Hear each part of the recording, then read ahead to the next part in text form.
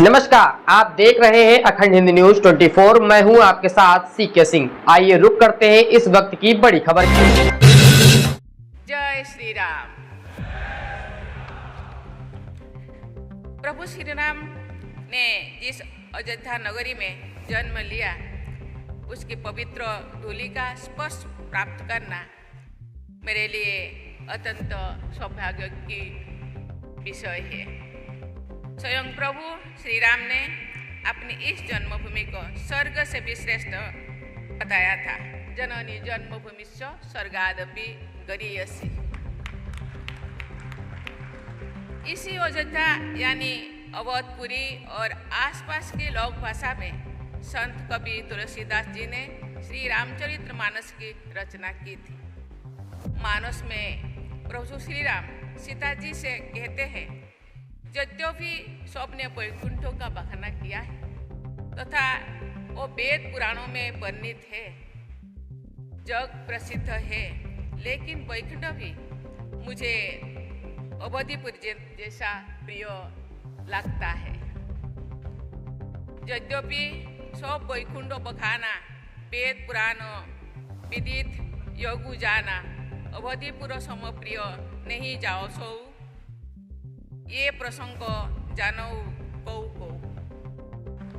इस पवित्र श्री राम जन्मभूमि मंदिर का भूमि पूजन, यहाँ रामलीला के दिव्य विग्रह के प्राण प्रतिष्ठा, राम दरबार का भक्तजनों के लिए खोला जाना तथा मंदिर के शिखर पर धर्म ध्वजारोहण की तिथियां हमारे इतिहास और संस्कृति की स्वर्णिम तिथियां हैं।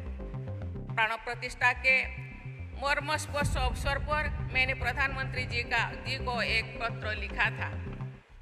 उस पत्र में मैंने ये भाव व्यक्त किया था कि ये हम सभी के लिए सौभाग्य की बात है। हम सब अपने राष्ट्र के पुनः स्थापना के एक नए कालचक्र का शुभारंभ के लिए साक्षी बन रहे हैं। हम सभी एक समावेशी समाज और विकसित राष्ट्र के निर्माण के दिशा में आगे बढ़ रहे हैं। प्रभु श्री राम के आशीर्वाद से बस 2047 या शायद उससे पहले ही हम उन लक्ष्यों का प्राप्त कर सकेंगे।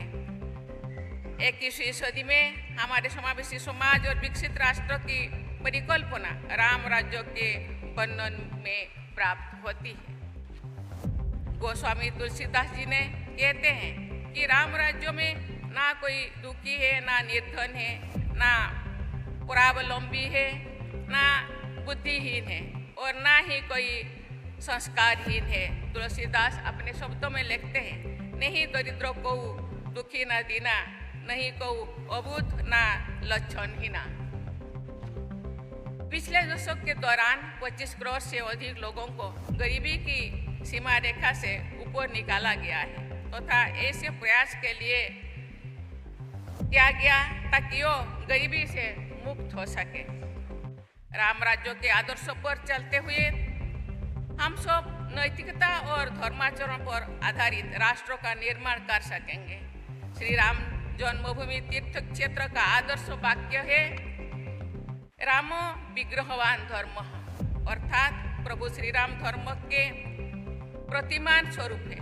धर्म के व्यापक अर्थ के आधार पर निजी और सामूहिक जीवन को संचालित करते ही हम प्रभु श्री राम की सच्ची पूजा अर्चना कर सकेंगे। मैं चाहूँगी कि हमारे सभी देशवासी घोट घोट व्यापी राम के पवित्र शक्ति भाव के साथ एकात्म होकर आगे बढ़े। जन सामान्यों की भाषा में हम सब सुनते रहे हैं, मुझ में राम, तुझ में राम, सब में राम समाए। राम भक्त के पवित्र बंधन में जुड़कर सबके प्रति अपनेपन के भाव के साथ हम राष्ट्र निर्माण करें। हमारे देश का पुनर्जागरण आर्थिक, सामाजिक, राजनीतिक और सांस्कृतिक इन सभी आयामों पर हो रहा है। देवभक्तों और देवभक्ति दोनों का मार्ग एक ही है। प्रभु श्री राम को सही अर्थों में नमन करना और भारत माता के वंदन करना एक ही है। जिस हृदय से नमामि रामम रघुवंशनाथम का भाव प्रसारित होता है, उसी हृदय से वंदे मातरम के हमारे राष्ट्रीय गीत का गायन होता है। राष्ट्रकवि मैथिली शरण गुप्त जी ने लिखा है कि पुण्यभूमि भारत के आकर्षण से प्रभु श्री राम ने यहाँ अवतरण किया था। गुप्त जी के महाकाव्य साकेत में प्रभु श्री राम कहते हैं, इस पुतौल को ही स्वर्ग बनाने आया।